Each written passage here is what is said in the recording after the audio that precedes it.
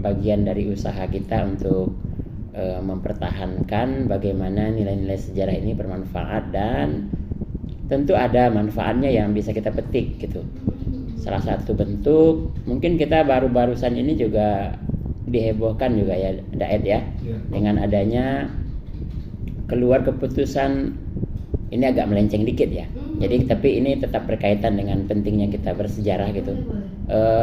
Berkaitan dengan disahkannya 4 buah pulau di Aceh ya, digeser gitu kepemilikan atau haknya ke Sumatera Utara. Ternyata kita gali-gali lagi sejarah, bapak-bapak pejabat kita melihat lagi arsip-arsip lama, ternyata Belanda sudah detail itu membuat 4 pulau itu ternyata memang kepemilikannya adalah dari Kesultanan Aceh.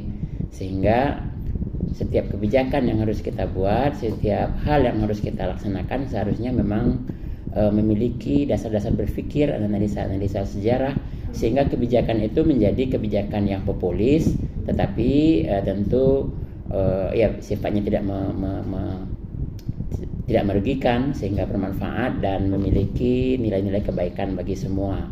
Dan kami harap buku ini juga begitu gitu, karena di dalamnya juga kita merangkum beberapa objek-objek sejarah di Kota Bukit Tinggi yang memang sudah harus dan sudah mesti diperhatikan gitu, karena memiliki nilai sejarah, memiliki nilai nilai wisata, memiliki ya banyak kajian lah yang harus kita pertahankan juga. Dan memang fokus dari penelitiannya memang nanti ke kebun binatang. Namun kita juga membahas beberapa lokasi-lokasi bangunan-bangunan bersejarah lain di kota ini. Mungkin itu ringkasnya tentang buku kita ini, Mbak.